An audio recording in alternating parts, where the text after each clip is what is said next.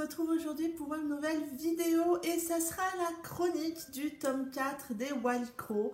Ce tome 4 s'intitule Dévotion de Blandine P-Martin. Si vous ne connaissez pas cette saga, je vais me fâcher, je rigole. Si vous ne connaissez pas cette saga, allez-y. Franchement, je ne peux que vous la conseiller. Moi, j'adore l'univers créé par Blandine. Je vous invite d'ailleurs à aller regarder, je vous mettrai par là, ma chronique sur le tome 1. Ça vous donnera, je l'espère, envie de découvrir cette saga si vous ne l'avez pas lu. Je vais donc vous donner mon avis sur ce tome 4. Je vais donc faire mon maximum pour ne pas spoiler les tomes précédents. Mais forcément, je vais quand même dire des choses... c'est obligé, c'est un tome 4, c'est compliqué, vu que c'est quand même pas des histoires séparées à chaque fois. Donc, si vous n'avez pas lu les tomes précédents, bah, malheureusement, je vous invite à quitter la vidéo pour ne pas vous spoiler, ce qui serait vraiment trop dommage. Pas de vous spoiler le tome 4, on est bien d'accord, mais de vous spoiler les tomes précédents. On retrouve ici toute la bande des Wild Crow. Donc on a Joe, qui est notre héroïne, Jerry, qui est son père et président des Wild Crow, Mona, la femme de Jerry, Ash, l'ami de Jerry, et vice-président des Wild Crow, et tous les autres membres du club, Billy, Hunger, et toute cette bande à laquelle on s'est vraiment attaché. Joe et Ash n'ont toujours pas révélé leur histoire, ça a toujours quelque chose de secret. À chaque fois qu'ils ont essayé d'en parler, il y a eu quelque chose de plus important, de plus compliqué qui est arrivé et du coup, ils n'ont toujours pas pris le temps, ou eu le temps en tout cas, d'en parler à Jerry. Ils sont donc toujours dans cette relation, voilà, secrète, et c'est d'autant plus difficile avec la dernière nouvelle qu'a appris Ash, qui donc chamboule complètement notre gaillard. Il doit donc faire face à cette situation compliquée, essayer de rattraper le temps avec ce fils dont il vient d'apprendre l'existence. Mais c'est sans compter sur la détermination de Joe qui, elle, veut absolument qu'on révèle, qu'ils révèlent tous les deux leur histoire à Jerry. Ils ont décidé d'informer Jerry de leur histoire. Mais alors qu'ils s'apprêtaient à tout dévoiler, le QG des Wild Crow est incendié. C'est un enchaînement de mauvaises nouvelles pour Jerry. Il y a une mauvaise santé, son fils qui devient la cible des fédéraux. Et puis il apprend la liaison entre Ash et Joe d'une manière un petit peu spéciale. Et du coup, voilà quoi. Ce tome 4 est définitivement très fort en émotion. Je crois que c'est mon préféré pour le moment. Je ne sais pas ce que va donner le 5e et dernier tome, mais en tout cas ce tome 4 est mon préféré. Depuis le temps qu'on attendait que la vérité soit dite, on n'est clairement pas déçu de la manière dont tout cela se déroule. Je crois que Blandine a fait...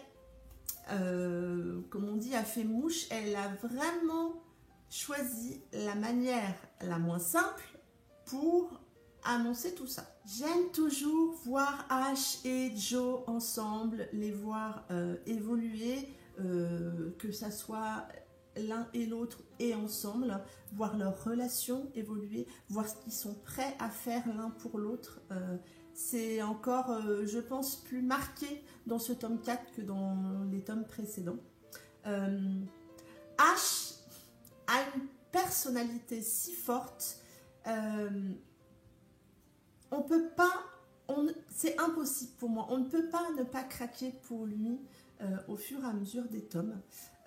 Et de voir son évolution dans ce tome-là, de voir l'évolution de son amour pour Joe, ce qu'il est prêt à risquer pour elle, parce que malgré tout, il risque gros en parlant de cette relation. Le voir aussi dans son nouveau rôle de père, et j'avoue, ça le fait, moi, à chaque fois que dans une histoire comme ça, avec des gros durs, il y a des enfants, et de les voir évoluer, de les voir s'attendrir par rapport aux enfants, ça match. Avec moi, ça le fait très bien. Enfin, pour moi, on ne peut que fondre. Vous allez me dire, je ne suis pas objective, parce que depuis le départ, je suis à fond dans la team H, mais quand même, je ne peux pas imaginer qu'on ne craque pas pour ce gars-là à la lecture de tome 4. Jo, elle continue à s'affirmer, elle continue à prendre sa place dans ce groupe de bikers. J'ai aimé la voir tenir tête à Mona, vraiment, vraiment. On voit toute la force de caractère de Jo à ce moment-là. Et j'ai une phrase qui a particulièrement retenu mon attention dans ce tome. Je vais juste vous lire la phrase parce qu'elle ne dévoile rien de plus que ça. La phrase c'est « Il est temps de marquer ton territoire. Prends la place qui t'est due. » Et ce tome 4, c'est ça. C'est voir cette évolution et voir la place qui est réellement due à Jo dans cette histoire. Comme dans les tomes précédents, on continue à avoir une alternance de points de vue. On a le point de vue de Jo et de Ash, bien entendu, mais on continue à avoir le point de vue de Jerry. Et moi, j'aime ces points de vue et ces passages-là.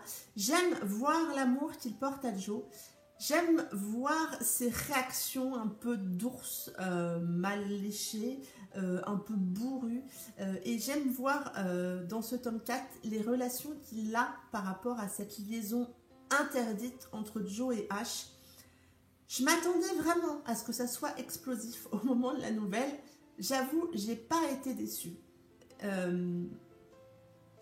C'est explosif, c'est fort, c'est un passage très dur, mais il fallait pour moi que ce passage-là existe pour que tout ceci reste crédible. Et encore une fois, Blandine a bien choisi ses mots pour cette révélation.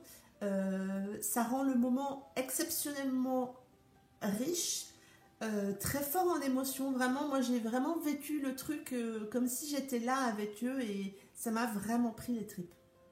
Bref, je me suis encore une fois régalée à la lecture de ce tome 4. Il m'a emportée dans ce monde, dans ce très chouette univers que Blandine a créé. Un univers, il faut le noter, qu'elle maîtrise vraiment à la perfection et elle connaît vraiment toutes les ficelles dans ce genre d'univers qu'est celui des bikers. Et pour moi, c'est un tome fort, c'est un tome riche, c'est peut-être un tome aussi qui montre un certain tournant dans l'histoire. Il est très riche en action, il est très riche en émotions et vous savez, quand on lit et qu'on a les poils sur les bras qui se dressent, c'est que ça le fait en général vraiment très bien. Et cette fin, Blandine, si tu passes par là, sache que je te déteste d'amour. Je vais faire un petit calepin des auteurs qui adorent faire ce genre de fin. Alors vous me direz, elle nous l'a fait à la fin du tome 1, du tome 2 et du tome 3. Certes, mais je crois que là, c'est encore pire. Alors vous savez que j'adore ces fins.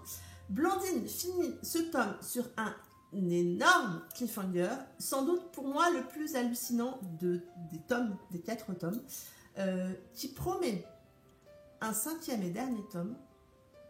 Oh, qu'est-ce qu'elle va nous faire? J'ai hâte et en même temps j'ai peur. Vous savez, cette sensation un petit peu compliquée qu'on peut ressentir et qui vont souvent ensemble avec un gros cliffhanger et encore plus quand c'est Blandine qui m'emmène dans son histoire. J'avoue, j'ai un petit peu peur de ce qu'elle nous réserve. Bref, une très très bonne lecture. Je lui ai mis la note de 18 sur 20. J'ai vraiment hâte d'être au mois de décembre pour qu'on ait le dernier tome. Vous n'êtes pas à l'abri d'entendre encore parler de cette saga comme une saga coup de cœur de 2018 parce que vraiment, vraiment, j'aime beaucoup, beaucoup cet univers. Ça en est tout pour cette vidéo. N'hésitez pas à la commenter si vous avez lu ce tome 4 et que vous êtes dans la même attente que moi vu cette fin de malade. En attendant, je vous souhaite de très très belles lectures, une très bonne semaine et je vous dis à très bientôt pour une prochaine vidéo. Bye bye!